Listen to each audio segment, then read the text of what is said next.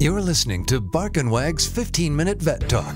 Each week, your host, Polly Requa, interviews veterinarians and individuals in the pet industry from across the nation answering pet questions. Bark and Wag podcast is produced weekly for your enjoyment, and show notes can be found at barkandwag.com under the podcast tab. That's BARKNWAG.com. Please remember to subscribe to Bark and Wag 15-Minute Vet Talk.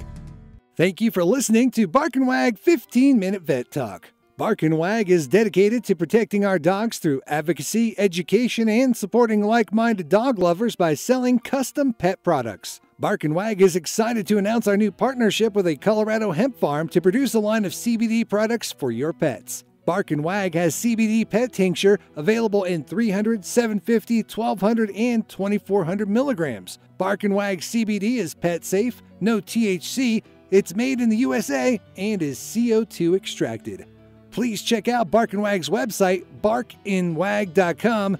That is BARK, to see our line of CBD and awesome merchandise. We love pooch ideas for podcasts and merchandise, so anytime send an email to Polly at barkandwag.com with your suggestions. Welcome to Bark and Wag 15-Minute Vet Talk. I'm your host, Polly Requa. Today we're talking to Dr. Rebecca Windsor, a neurologist at Wheat Ridge Animal Hospital in Denver, Colorado. Welcome, Rebecca. Thanks, Polly. Happy to be here. Well, thank you for being back on the podcast. I wanted to talk about NME. What is NME? Yeah, so NME, it stands for Necrotizing encephalitis, which is a devastating autoimmune disease that affects, as of now, about 10 dog breeds, but it's most common in the pug. So in the pug, we call it pug dog encephalitis, or PDE. So dogs with this disease, they get very severe inflammation in the brain that results in destruction of brain tissues. So we call that destruction necrosis, hence the name necrotizing meningoencephalitis. So the disease is so devastating because the symptoms seem to come on very suddenly, usually within days. And NME causes destruction mainly in the front part of the brain. So that leads to symptoms including seizures, circling, lethargy, blindness. Those would be the most common things that we see. And so the problem is that when we start treating pugs and other breeds that get this disease at the time that they start showing symptoms, it's already too late. There's already too much damage in the brain to catch up and reverse that. And so we know there's a pretty strong genetic risk for NME in the pug, but unfortunately in some populations, certainly here in the Colorado area, we found that up to 2/3 of the pug population is going to have some increased genetic risk to develop the disease. So we need to have other tools to try to help predict which pugs may go on to develop NME. And the other reason that this disease is very interesting is that NME in the pug is very, very similar to a very aggressive type of multiple sclerosis in humans. And the more that we learn about NME, the more that we realize that there are very, very similar paths that both of the diseases take. And the more that we learn with our newer research, I think we're finding that there's probably a subset of dogs with NME that follow the kind of more classic, slower progression of multiple sclerosis as well. So tell us about the study. So our family pug is in the study, and I don't know how many pugs that you originally started with, but how is the study going? Yeah, it's going great. I mean, we have 47 pugs that have been enrolled so far, and we're actively enrolling pugs currently. And so essentially what we're looking at, we know that in humans with multiple sclerosis, there's a period that may last up to 10 to 20 years. That's called the preclinical phase, where they have some changes that are occurring in the brain before they start showing these classic symptoms of MS. And then when they do start showing symptoms, those early signs can be a little bit more subtle. The most common things that they'll see are reduction in vision, abnormal sensations in the limbs. So oftentimes they'll have like a pins and needles type of feeling in the hands and the feet. And then also changes in their gait. So oftentimes a person might be walking and they'll suddenly kind of trip and fall because they don't really know where their feet are in space. And so what we're looking to evaluate is whether or not young pugs that seem healthy may also have a preclinical phase of NME, and whether or not we could catch them in this early phase and start treating, and if so, could we reverse some of the changes that might happen with this earlier preclinical phase of NME and keep them from developing full-blown NME. And so what do you feel the next steps are to cure this illness? Is there a cure?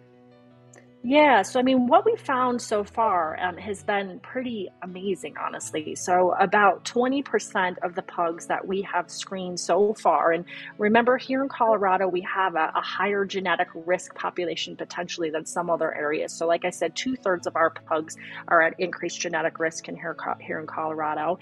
And so what we found in 20% of the pugs that we've screened so far is that there is a combination of symptoms that is very similar amongst the pugs that we suspect may represent a preclinical phase of NME.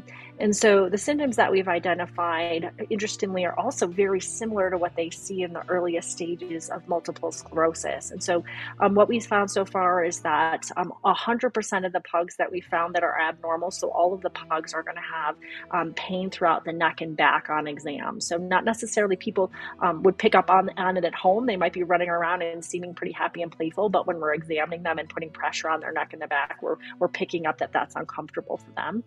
We've also found that 75% of the abnormal pugs have reduced visual processing, so they don't blink as well with certain things coming towards their face. Some of the owners have noticed at home too that they don't catch things as well or respond to things as well as other pugs that they've had, suggesting that they might not have normal vision. And then 75% of the pugs have a reduction in their paw placement. So they might walk around pretty well, but when we do a paw placement test and flip their feet over, we can tell that they're not processing where their feet are in space. So again, very similar to what they see in humans with the earliest stages of MS. And so we looked at these abnormal pugs. We have done MRI and spinal fluid analysis in all of the abnormal pugs and found that about 80% of them have changes that are suggestive of early NME on their MRI, and about 1/3 of them have abnormalities within their spinal fluid. And so what we don't know is what exactly would push some of these pugs into developing full-blown NME. So, we found that 20% of the pugs have these changes on exam. That doesn't mean that 20% of pugs are going to develop NME. We suspect that the percentage of the pug population that develops it is probably somewhere between 2 to 5%. So we need to kind of try to figure out what's going to make some of them, go on to develop it. And so one of the things that we're also looking at is blood biomarkers for inflammation. So looking at white blood cells and their receptors and other inflammatory markers that are floating around in the bloodstream that might influence them to develop the disease. And so they also find inflammatory biomarkers are altered in a good percentage of humans with MS and other immune diseases as well. And so what we're doing as far as kind of next steps, from what we found in these abnormal pugs so far is that we have 9 of the abnormal pugs with this preclinical phase of NME that have had changes on their MRI and spinal fluid suggestive of early NME. And we've enrolled them into studies to try to prevent the disease from progressing. And we've had some really promising results so far.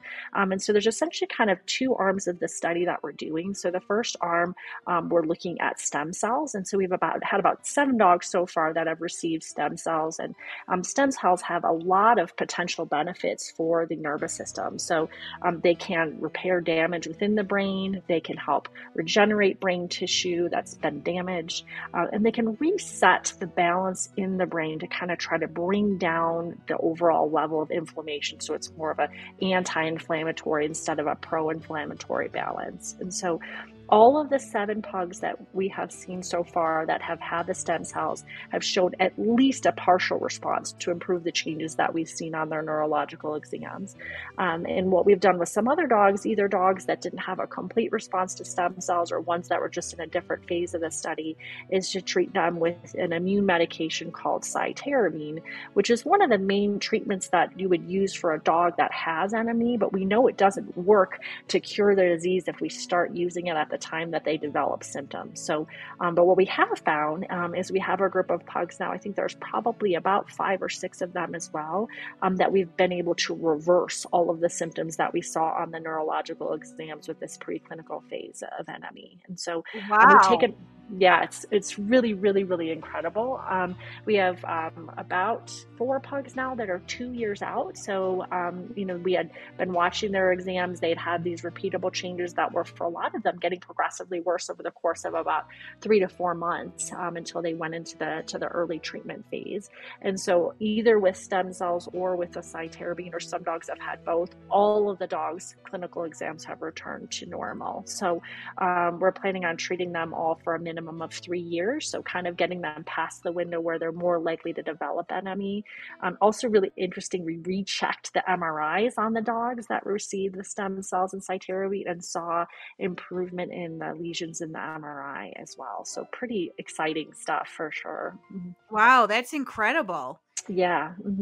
Why do you think Colorado pugs have this genetic disease?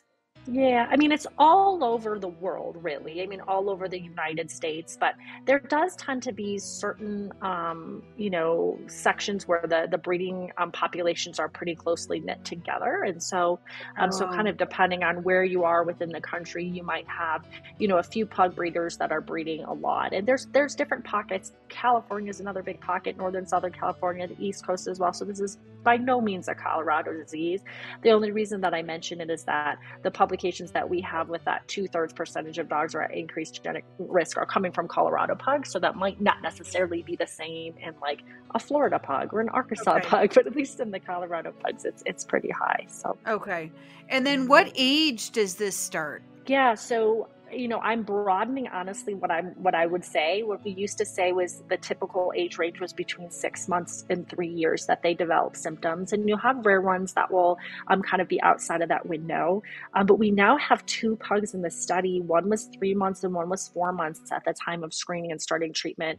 Both had lesions in the brain already. And so I think we kind of have this concept that NME starts at the earliest around 6 months of age, but that might be dogs that are showing symptoms. So dogs that might be in the preclinical phase of NME, they might be as young as, 3 or 4 months. And so we've broadened up our screening now that we're screening pugs as young as 3 months. Oh my gosh. Oh, so how do pug owners get a hold of you to find out more information or even be part of your study?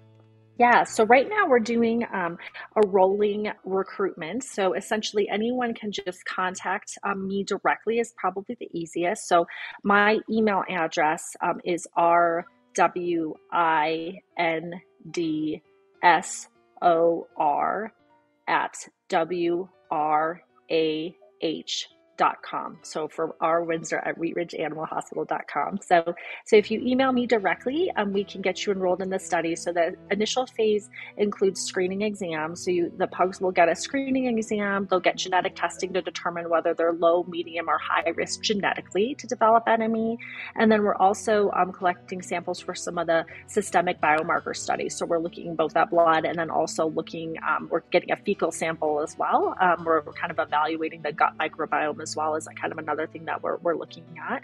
And so pugs that are neurologically abnormal on multiple exams then get kind of qualified to enroll in the next phase of the study, where we do MRI and spinal fluid analysis to see if there's any abnormalities there. And any pug that's, repeatedly abnormal and is having some changes consistent with early NME is qualified for the early treatment protocols. And luckily, all of the cost is covered by our company, Ethos Discovery, is the one who sponsors all of this research. So all of the cost is covered by the study. Well, thank you very much for all you're doing for pug owners. And we certainly appreciate you being on the podcast. Yeah, of course. Happy to be here. Well, thank you so much.